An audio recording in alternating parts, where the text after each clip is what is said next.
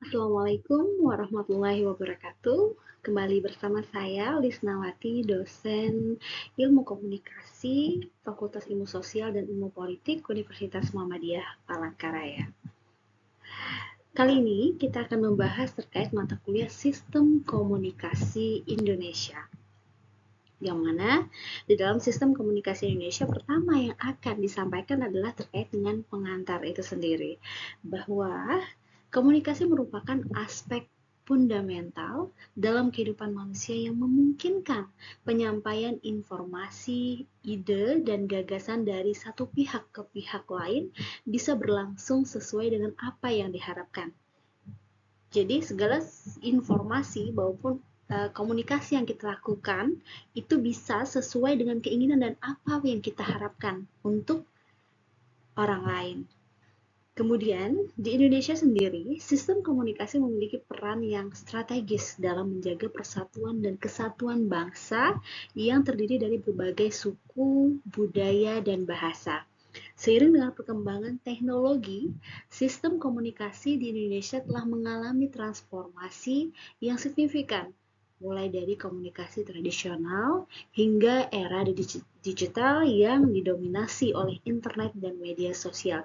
Jadi begitu besar pengaruh dari kemajuan teknologi di dalam sistem komunikasi Indonesia, sehingga membuat sistem ini sendiri bergerak dari berbagai suku, budaya, bahasa, dan ikut dipengaruhi dengan digital yang didominasi oleh internet dan media sosial yang semakin maju, membuat individu atau makhluk sosial yang ada di dalamnya saling berinteraksi, saling berdaya saing untuk menuju satu hal yang namanya kemajuan atau bisa mencapai tujuan yang ingin mereka dapatkan. Selanjutnya, terdapat pengertian dalam sistem itu sendiri. Secara umum, sistem adalah suatu kesatuan yang terdiri dari elemen-elemen atau komponen yang saling berinteraksi dan bekerja sama untuk mencapai tujuan tertentu. Sistem dapat bersifat fisik dan abstrak. Secara fisik, sistem sendiri merupakan jaringan seperti telekomunikasi, dan secara abstrak, sistem merupakan seperti hukum ataupun sosial.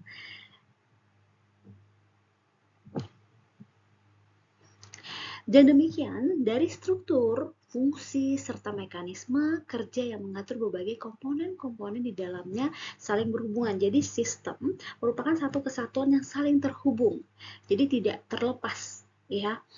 Kemudian, sistem juga dapat dikatakan sebagai satu kesatuan bagian-bagian yang saling berhubungan tadi, ya, yang satu dan yang lainnya seperti satu wilayah serta yang memiliki sistem penggerak. Contoh misalkan yaitu adalah negara.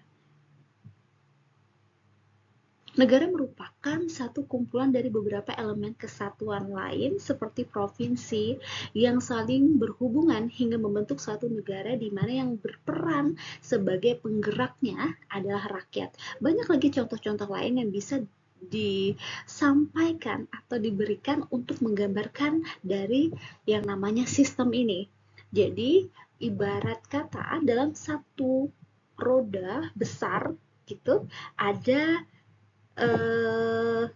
komponen yang menempel di situ seperti lingkaran kecil, maka satu kesatuan akan saling terhubung. Ketika perputaran di roda yang besar dia berputar, maka di lingkaran kecil dia akan ikut berputar. Tapi apabila ada terjadi misalkan kerusakan atau permasalahan di salah satu perputaran tadi, maka semuanya tidak akan bergerak dengan baik.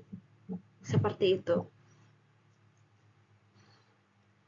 Jadi di dalam memahami konsep dari sistem ini sendiri, kita dapat mengetahui dari segi mekanismenya seperti apa, kemudian elemennya, fungsi dari sistem itu sendiri, kemudian adanya interaksi dari sistem itu sendiri, struktur, dan tentunya tujuan yang menjadi hal yang mau kita capai nantinya seperti apa. Selanjutnya,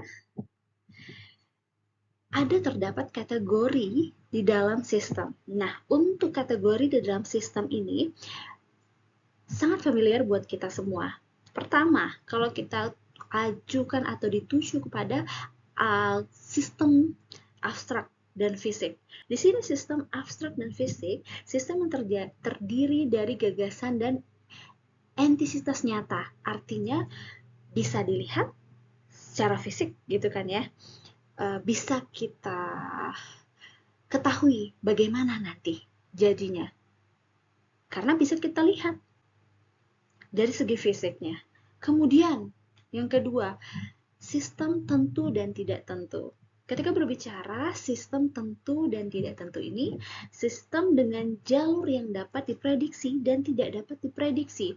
Banyak contoh yang bisa menggambarkan dari sistem tentu dan tidak tentu. Misal, untuk kawan-kawan mahasiswa, untuk sistem tentu dan tidak tentu ini, dicontohkan, kawan-kawan mahasiswa ketika mengikuti perkuliahan, sistem komunikasi Indonesia aktif dalam perkuliahan, maka untuk poin tentunya, kawan-kawan akan mendapatkan nilai maksimal dari dosen pengampu perkuliahan. Itu bisa disampaikan. Tetapi yang tidak tentunya ketika kawan-kawan misalkan mengikuti perkuliahan, tetapi tidak mengerjakan atau melakukan hal-hal yang diperintahkan oleh dosen pengampu perkuliahan, maka tidak tentunya belum tentu kawan-kawan akan mendapatkan nilai yang maksimal.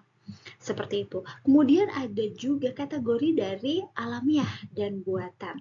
Ketika berbicara alamiah dan buatan, sistem alami yang dibuat oleh manusia tanpa sistem alami tanpa ada campur tangan manusia, dan itu dikategorikan dalam sistem alamiah. Dan buatan, dia sudah ada yang namanya campur tangan manusia, yang mana tidak lagi berasal dari keaslian sistem itu sendiri. Dan yang terakhir, untuk kategori sistem ini sendiri ada sistem terbuka dan sistem tertutup. Jadi kalau berbicara terkait dengan sistem terbuka dan sistem tertutup, sudah jelas kita pasti tahu yang namanya sesuatu itu terbuka artinya dia menerima, ya, menerima masukan, ya, pendapat atau saran orang lain, bahkan kritikan sekalipun. Meskipun kritikan tersebut tidak semuanya tidak baik gitu. Jadi ambil dari segi positifnya. Nah, untuk sistem tertutup sendiri, dia menolak untuk masukan eksternal. Saya katakan di sini eksternal, dari luar sana. Karena kan individu yang ada di luar sana atau masyarakat yang di luar sana, ketika kita mengatakan dia tertutup, dia tidak menerima, mau itu masukan yang mengarah kepada hal kebaikan, bahkan hal yang tentunya, apalagi hal tersebut adalah mengarah kepada hal yang buruk, hal yang baik saja dia tidak bisa welcome gitu kan untuk menerima dari sistem tertutup ini.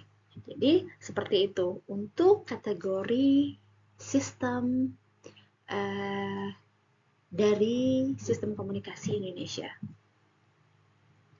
Selanjutnya, kita dapat memahami dari pengertian sistem komunikasi Indonesia itu sendiri. Kawan-kawan bisa mendapatkannya dari berbagai sumber ya. Di sini disampaikan secara umum sistem komunikasi Indonesia adalah keseluruhan jaringan, teknologi, kebijakan, regulasi yang mengatur bagaimana informasi disampaikan, diterima, dan diproses dalam masyarakat Indonesia. Ketika ada kata gitu kan yang menyatakan bagaimana nih gitu kan teknologi, kebijakan, ya, yang mengatur bagaimana informasi itu disampaikan, bagaimana informasi itu bisa diterima dan diproses hingga sampai kepada individu-individu yang berada di berbagai wilayah yang ada di Indonesia.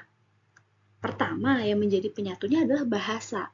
Di dalam komunikasi sendiri, sudah pasti kawan-kawan mengetahui ada yang namanya komunikasi verbal dan non-verbal. Jadi di dalam sistem komunikasi Indonesia, tidak hanya dari bahasa, tetapi juga tadi dibantu dari komunikasi verbal dan komunikasi non-verbalnya. Selanjutnya, sistem ini mencakup sebagai bentuk komunikasi, baik komunikasi interpersonal, ya, komunikasi massa, kemudian melalui media cetak dan elektronik, hingga komunikasi digital melalui internet dan media sosial. Seperti itu. Jadi, dia termasuk dalam kategori jaringan dan media dalam sistem komunikasi Indonesia. Jadi ada 3 ya kawan-kawan untuk jaringan ini gitu. Komunikasi interpersonal atau biasanya di dalam perkuliahan itu saya sampaikan yaitu komunikasi antar pribadi. Oke, itu komunikasi yang terjalin antara dua orang yang memiliki satu kepentingan, keinginan mau dicapai gitu kan. Dan ketika berbicara komunikasi interpersonal ini, dia tidak mengikat dan tidak direncanakan juga. Ya, di sini dinyatakan komunikasi interpersonal menyiratkan interaksi langsung antara individu melalui berbagai saluran. Jadi karena dia tidak terikat, tidak terencana, tidak formal gitu kan, dimanapun, dalam kondisi apapun, itu bisa terjadi. Nah, lanjut untuk komunikasi massa.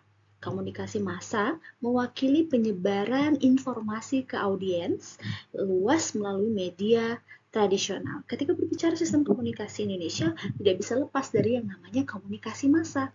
Seperti yang disampaikan di sini, dia mewakili penyebaran informasi ke audiens. Bagaimana masyarakat dari satu daerah tertentu dengan budaya tertentu, kebiasaan yang tidak sama, harus bisa menerima ketika dia ingin berinteraksi dengan masyarakat yang lainnya atau individu yang lain dari kelompok yang lain juga gitu. Yang ketiga, ada komunikasi digital. Ya, komunikasi digital menggambarkan pertukaran informasi melalui platform online dan media sosial. Ketika berbicara digital ini, kawan-kawan mahasiswa sebagai generasi muda pasti lebih paham dan bisa menyaring yang mana sih gitu kan informasi yang bisa kita ambil atau kita adopsi untuk hal baik dan kita arahkan kepada tujuan yang mau kita capai. Melalui apa gitu kan? Melalui tadi platform online atau media sosial yang terpercaya. Kawan-kawan bisa menggunakan media sosial apa saja. Contoh misalkan ketika kawan-kawan saya katakan gini, kawan-kawan mungkin merasa bingung gitu kan ya, apa sih yang dibahas dalam sistem komunikasi Indonesia misalnya gitu. Kawan-kawan bisa menggunakan media sosial, oh baik misalkan mau itu dari Google kah atau media yang lain gitu. Cari saja gitu kan sistem komunikasi Indonesia, maka kawan-kawan akan mendapatkan begitu beragam definisi atau pengertian dari sistem komunikasi Indonesia ini. Nah, dari itu semua kawan-kawan bisa memilah mana nih yang memang sesuai dengan materi pembahasan dalam perkuliahan yang kawan-kawan ikuti atau yang sesuai dengan kebutuhan kawan-kawan sendiri. Oke. Selanjutnya ada pilar-pilar dari sistem komunikasi. Apa sih pilar-pilar dari sistem komunikasi ini sendiri? Ya. Nah, di sini ada media massa, telekomunikasi, kemudian regulasi kebijakan. Media massa gitu kan, dia mencakup televisi, radio, saluran surat kabar, platform daring dengan tren penggunaan yang berubah gitu kan ya. Kan kalau dulu ya perkuliahan misalkan hanya secara luring gitu kan, tatap muka, tetapi ketika ada pandemi gitu kan, dari berbagai pihak dimanapun itu ya kegiatan mulai berubah gitu kan, diberikan kemudahan untuk tetap berinteraksi, tetap terlaksana, baik itu pekerjaan, dari segi pendidikan, apapun itu, bahkan dari segi ekonomi jual beli semuanya bisa dilakukan secara online. Perkuliahan dilaksanakan secara Zoom gitu kan ya, daring gitu. Semua tetap berjalan dan sesuai dengan tatanan atau tujuan yang diinginkan.